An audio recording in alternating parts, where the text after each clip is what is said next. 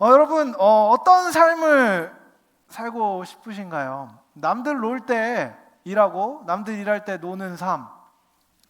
그것도 별로 안 좋은 것 같아요. 그렇죠? 남들 일할 때 같이 일하고 남들 놀 때 같이 놀 수 있는 삶. 그런 삶도 나쁘지는 않은 것 같습니다.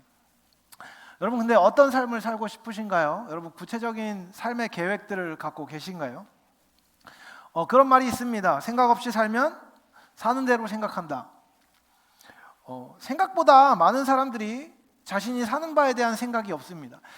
사실 저랑 같이 말씀을 나누고 저와 함께 이제 이야기를 나누거나 신앙생활을 한 분들한테는 제가 어떻게 보면 맨날 하는 얘기입니다. 생각을 해라. 그렇죠?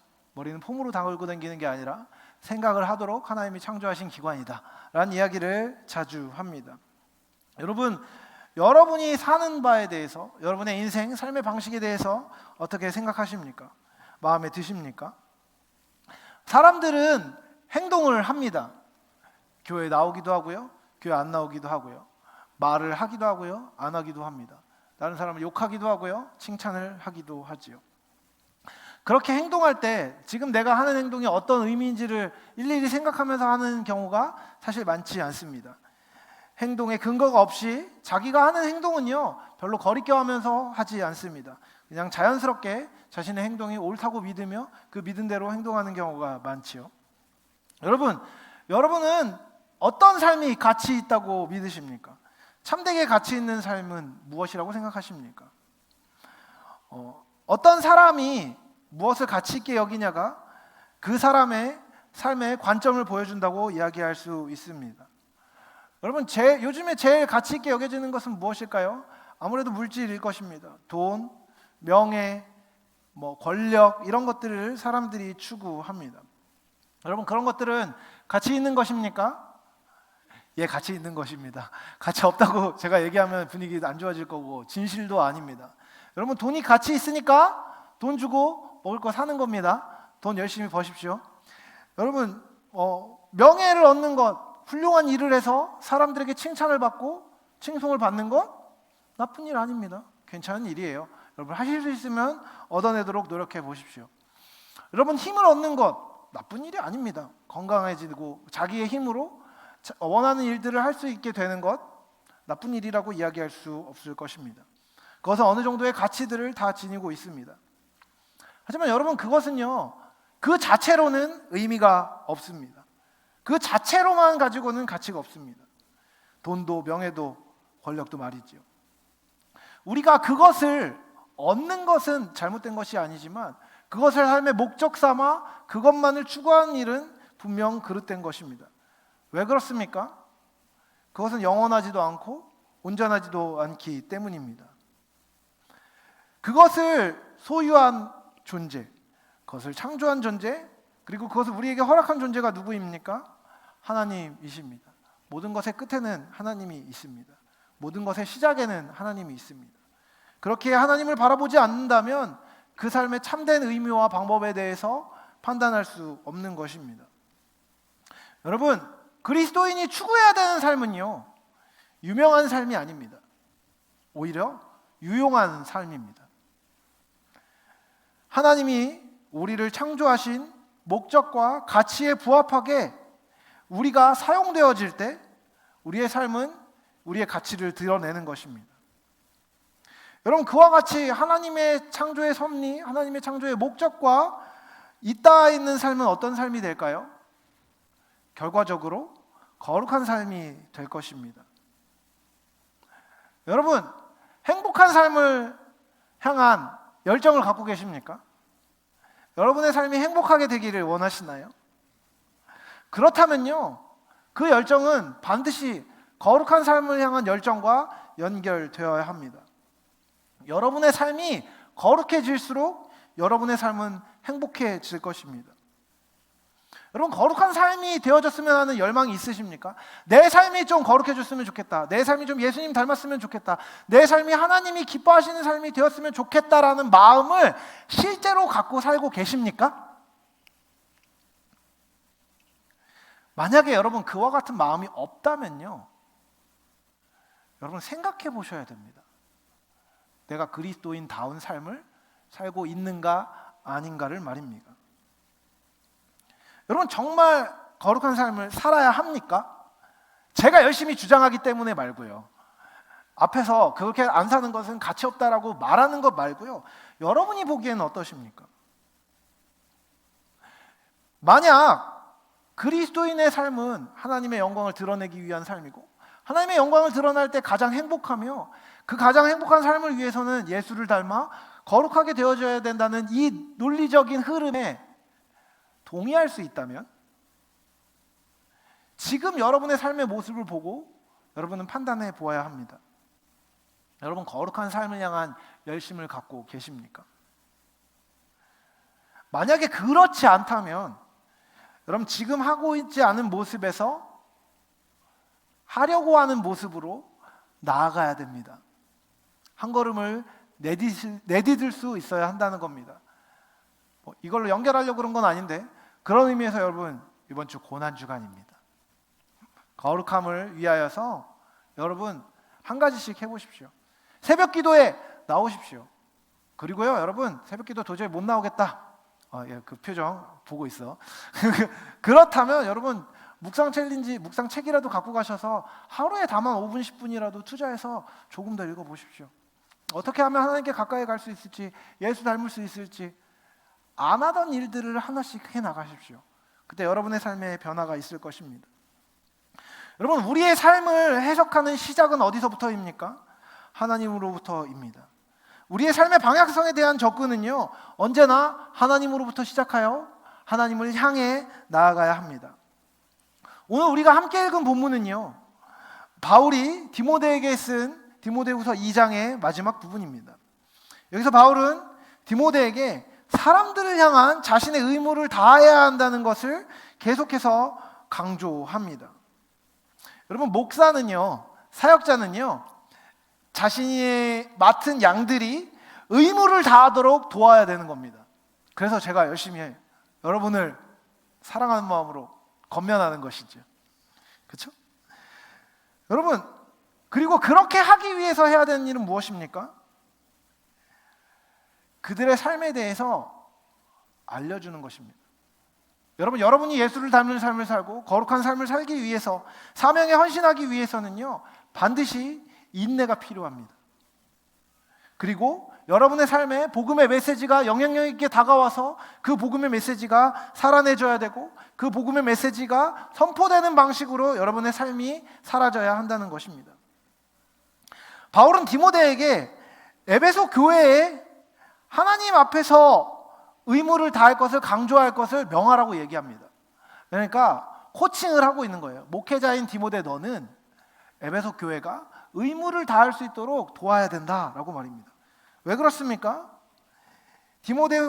에베소 교회에 당시 거짓 가르침들이 있었기 때문입니다. 이미 구원의 때가 지나갔으니까 다 소용없다라고 얘기하면서 복음의 가치와 의무를 훼손하는 내용들을 가르치는 사람들이 있었습니다. 그들의 말이 악성 조경같이 퍼져나갔는데 왜 그랬는지 아십니까? 사람들은 복음을 기뻐하지만 또한 한편 복음의 의무에서 벗어나고 싶은 마음을 갖고 있기 때문입니다. 그 대표적인 사람들, 거짓 교사의 이름으로, 거짓 교사에 넘어간 사람들의 이름이 언급되는 겁니다. 후메네오와 빌레도가 있다고 말입니다. 여러분, 이와 같이 믿음에서 떠내려가는 자가 된다는 것은 슬픈 일입니다.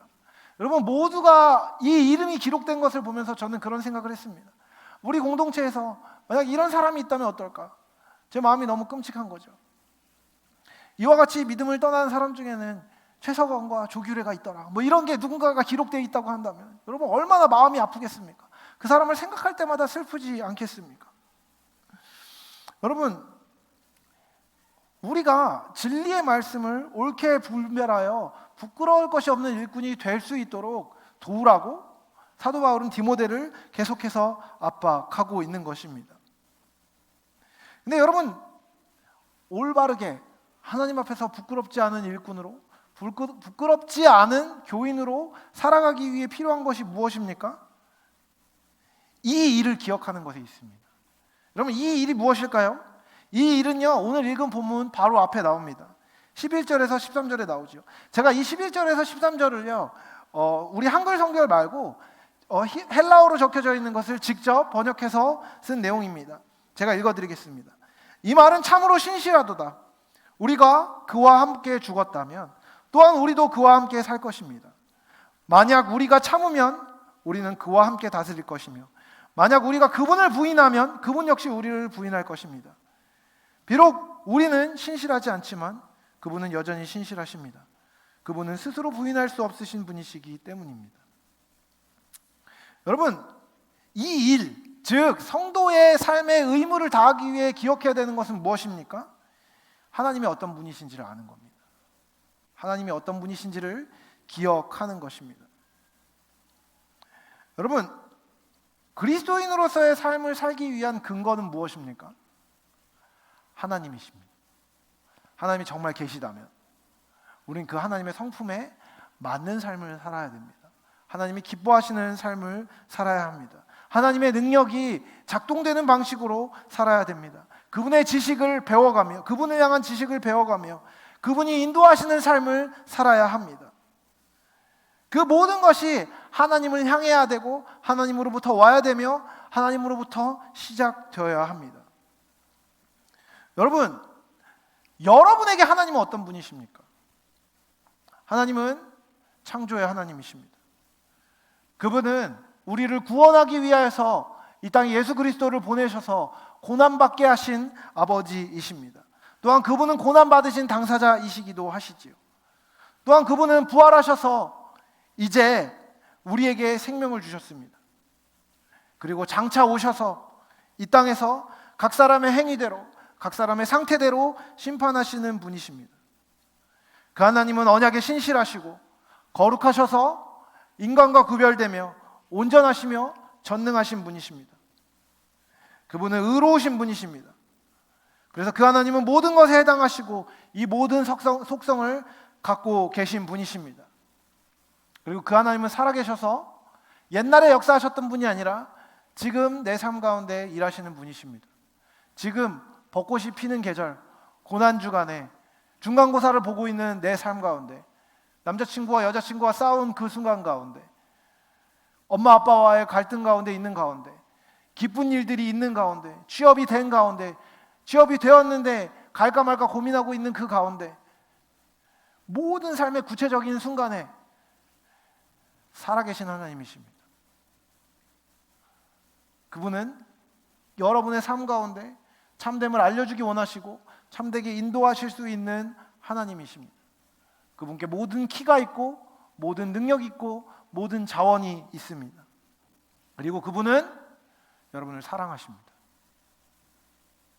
여러분, 이 사실을 기억하고 계십니까? 이 사실을 알고 행동하고 계십니까? 여러분, 결국 모든 세상의 사람을 두 종류로 구분할 수 있습니다. 참된 성도와 그렇지 않은 사람 말입니다. 이것을 다른 말로 표현하면 뭔지 아십니까? 하나님이 행하신 신실한 일과 그분의 성품을 기억하며 사는 사람과 기억하지 못하고 자기 마음대로 사는 사람일 것입니다. 여러분, 너무 극단적인가요? 여러분, 두 가지로 나누려면 극단적일 수밖에 없습니다. 그렇지 않겠습니까? 그리고요, 사실 이것은 어떤 사람의 상태를 나누는 꽤나 좋은 기준입니다. 특별히 신앙인들을 구별할 때 말이죠. 여러분, 오늘 본문에 이 일을 기억하는 사람의 특징이 뭐라고 나오는지 아십니까? 그와 같은 사람은요, 진리의 말씀을 분별합니다. 그리고 하나님 앞에 부끄러울 것이 없는 일꾼으로 스스로를 드리기를 힘씁니다. 왜 그렇습니까? 이것을 기억한다면 가장 가치 있는 것이 그것임을 그 사람은 알고 있기 때문입니다. 반대로 기억하지 못하는 사람은 어떻습니까? 본질이 아닌 것으로 다투게 되고 잘못된 삶을 살게 됩니다. 그렇게 살면서 그런 삶 자체로 다른 사람의 삶을 피곤하게 하는 사람입니다. 그리고 이와 같이 기억이 없는 사람은 올바른 것에 대한 열심이 없이 자기 이미 옳은 대로 살 수밖에 없습니다. 그렇다면 구체적으로 하나님을 기억하는 사람의 특징은 무엇일까요? 오늘 본문을 보면 명확하게 나옵니다. 15절에 보면 이렇게 나오죠. 너는 진리의 말씀을 옳게 분별한다. 분별하라라고 말입니다. 여러분, 진리를 옳게 분별한다고 사용된 이 단어에서 옳게 분별한다는 말은요, 어떤 것을 정확하게 다룬다는 뜻입니다. 오르도토메인이라는 단어를 쓰는데 이것은 올바르게 자르다라는 뜻입니다. 길을 닦을 때, 길을 만들 때 길을 직선으로 닦는 것을요, 닦을 때 이 단어를 사용합니다. 더불어서 이 단어는요, 정확하게 다룬다고 하는 이 단어는요, 원어로 무엇을 의미하냐면 돌을 깎는 석공의 일을 이야기할 때 하는 것입니다. 여러분, 그런 얘기가 있습니다.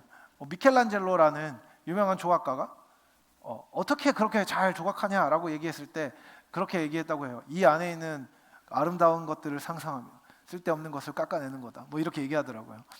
멋있는 얘기라고 생각했었는데, 여러분, 정확하게 어떤 물건을 다룬다는 얘기는 그거 같습니다.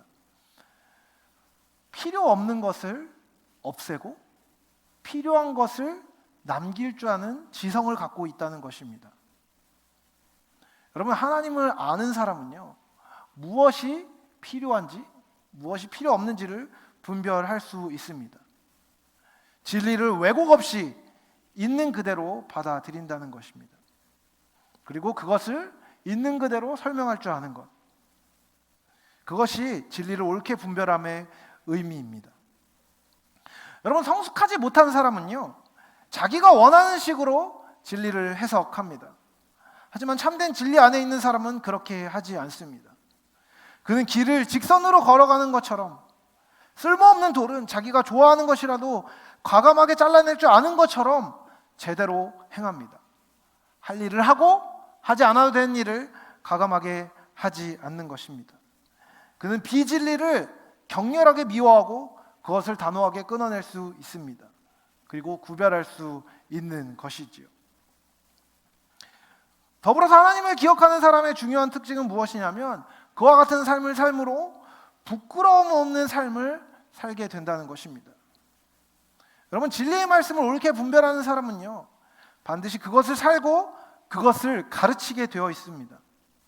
여러분, 여기서 얘기하는 가르친다는 의미는요, 목사님처럼 모든 사람이 강단에 올라서 설교를 막 와다다다다다다 말하는 것을 이야기하는 게 아닙니다.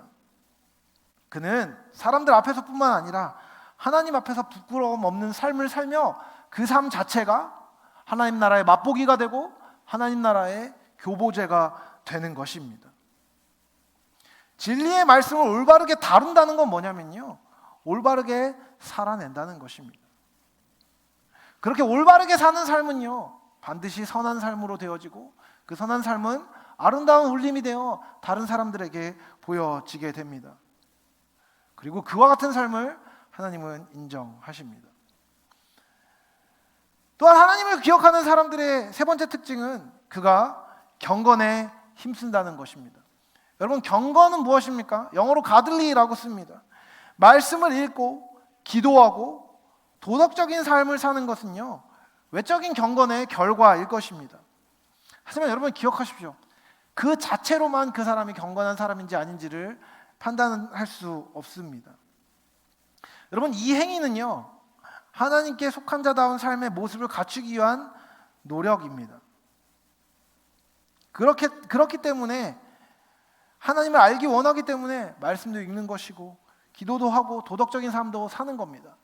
목사님이 난리를 치기 때문에 말씀을 어쨌든 이렇게 읽어가지고 이걸 표시하거나, 목사님이 막 쪼니까 어쩔 수 없이 그래도 손도 모으고 눈 한번 감았다 뜨고 뭐 이런 이야기를 하는 게 아니라요, 하나님을 알기 위해서, 하나님께 속한 자다운 삶을 살기 위해서 감각을 가지고 지성을 가지고 의지를 가지고 행하는 모든 행위가 경건이라는 것입니다. 여러분, 그것은 반드시 격렬한 삶이 될 수밖에 없습니다. 왜 그렇습니까? 하나님께 속한 자다운 삶과 그렇지 않은 사람의 삶의 차이는요, 너무 다르기 때문입니다. 여러분, 예배에 오는 거 좋으십니까? 안 좋다고 얘기하지 마세요. 마음이 상하니까. 근데 여러분, 예배에 오는 게 무조건 좋기만 하지는 않을 수 있습니다. 왜요?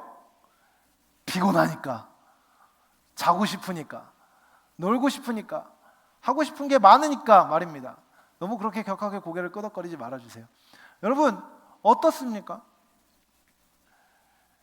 여러분 예배 오는 것이 힘들지 않은 순간들도 있습니다. 그냥 습관을 쫓아서 오는 겁니다.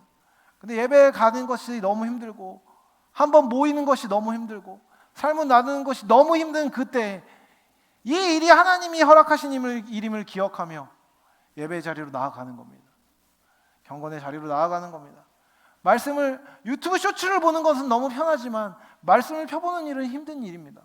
예, 저도 알고 있습니다. 쉽지 않아요. 말씀을 펴고 읽으려면요, 우리의 지성을 들여야 되고 우리의 생각을 들여야 되고 우리의 감정을 사용해야 됩니다. 우리의 감정과 의지와 지성을 사용하지 않고 글씨를 읽는 것은요, 의미가 없습니다. 하나님이 살아계심을 기억하고 그분 앞에서 행하고 그분을 향하여서 하는 모든 삶의 형태는요, 경건이라고 할 수 있습니다. 그리고 그것은요, 반드시 우리의 본능과 우리의 편안함을 거슬러 올라가는 행위입니다. 이 세상은요, 비진리로 가득 차 있습니다. 비진리의 한가운데 살아가는 우리가 진리를 위해 살기 위해서는요, 필연적으로 저항을 거슬러 올라가야 하는 것입니다. 그렇게 하나님을 기억하는 사람은요, 경건에 힘쓰게 되어 있는 것입니다. 여러분 반대로 하나님을 기억하지 않는 사람, 하나님을 인식하지 못하는 사람의 특징은 무엇입니까? 본문은 명확하게 묘사합니다. 그와 같은 사람들은요, 잘못된 것으로 말다툼을 합니다. 여러분 기독교의 목적에 중심을 두지 않는 말로만 된 사변적인 이야기를 사람들은 나누게 되어 있습니다. 하나님을 기억하지 못하면요, 복음도 자기중심적으로 해석하게 되어 있습니다. 마음대로 행하게 되어 있습니다. 그리고 그와 같은 삶은요, 분란을 일으키게 되어 있습니다. 제가 옛날에 대학교 시절로 기억합니다. 모든 방탕한 삶을 청산하고 참되고 거룩한 삶을 살기 위해서 애쓰고 있었던 청년 장영진은 어떤 회식 자리에 가게 되었습니다. 근데 거기서 이제 뭐 다들 재밌게 놀고 있는데 저도 그냥 재밌게 놀았어요. 전 술 안 마시고도 잘 놀거든요. 근데 그러고 있는데 어떤 교수님이 저한테 한잔 하라고 이러면서 맥주잔을 따라 주시려고 하는 거예요. 그래서 제가 얘기했어요. 저 교회도 다니고 요즘에 사순절 기간이기도 해서 저 술을 먹지 않습니다. 이랬는데 그 교수님이 얘기하는 거예요. 나 장로야. 기분이 좋지 않았습니다. 여러분 그게 무슨 의미가 있을까요? 그러면서 그런 얘기를 하시는 거예요.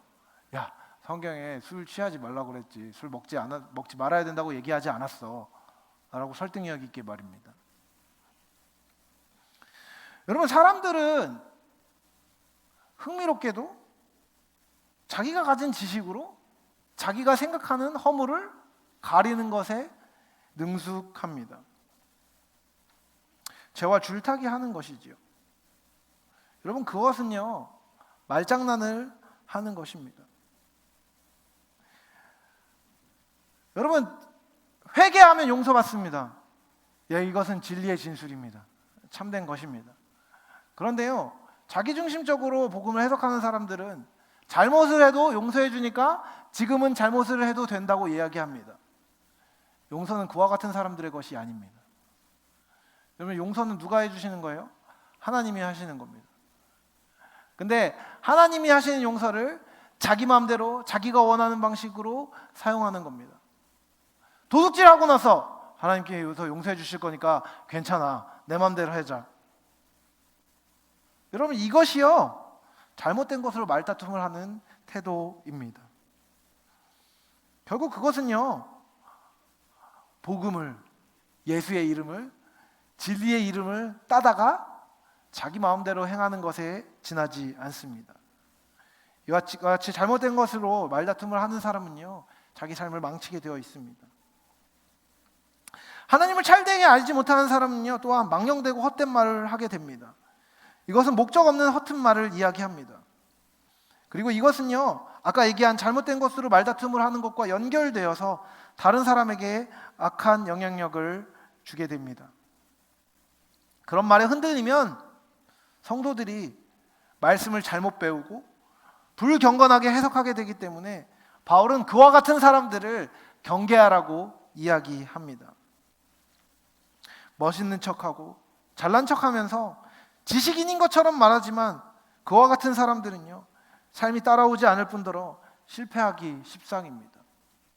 다른 사람을 욕하고 경건을 경주하는 사람을 조롱하며 그렇게까지 할 필요는 없다고 이야기하는 것입니다. 여러분, 그와 같은 것은 결국 안 좋은 영향력을 끼치게 되어 있습니다. 18절을 사역한 내용을 제가 읽어드리겠습니다. 그것은 아무 유익이 없고 듣는 사람들을 파멸에 이르게 할 뿐입니다. 여러분, 하나님을 올바르게 기억하지 못하는 사람은요, 자기만 망하는 게 아닙니다. 다른 사람을 파멸의 길로 인도하게 되어 있습니다. 여러분, 부모님들 중에서 아이가 엇나갔을 때 자주 하시는 말씀들이 있습니다. 우리 애는 착한데 친구를 잘못 사귀어서 애가 이렇게 됐다. 여러분, 그 말이 틀린 말일까요? 맞는 말일까요? 모르겠습니다. 맞을 수도 있고 틀린 말도 될 수 있겠죠. 근데 결국 그렇게 된 마당에 그 친구가 만약에 안 좋게 됐다면 다른 사람들이 보기에 그 친구는 어떤 친구입니까? 사귀면 안 되는 나쁜 친구가 되는 겁니다.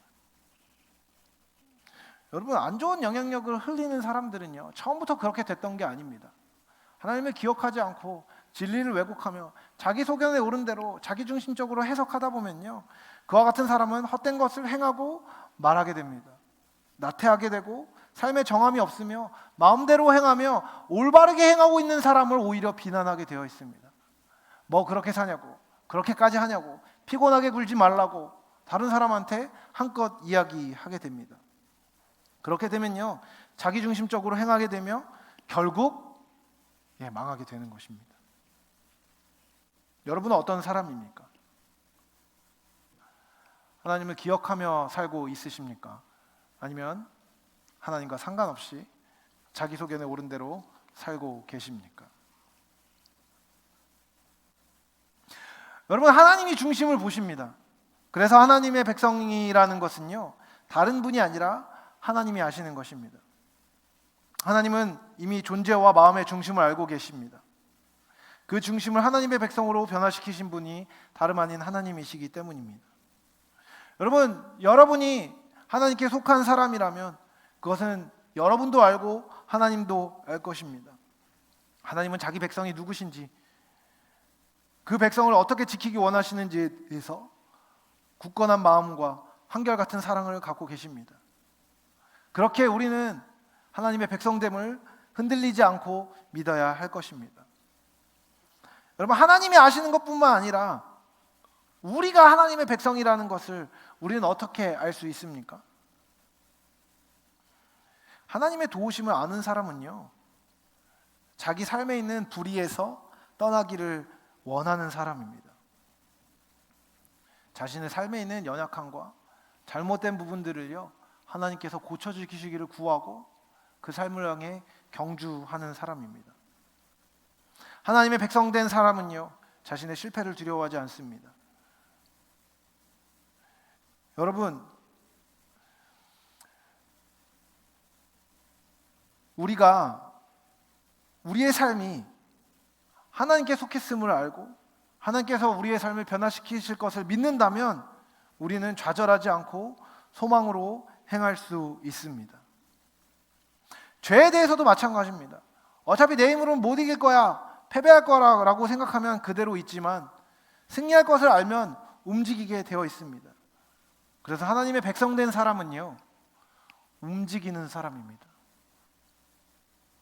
하나님을 향하여서, 하나님이 기뻐하시는 세상을 향하여서, 하나님이 원하는 생각을 향하여서, 하나님이 원하는 행동을 향하여서 움직이는 사람, 움직이고자 하는 사람, 움직이기에 힘을 모으고 있는 사람, 그 사람이 하나님의 백성인 것입니다.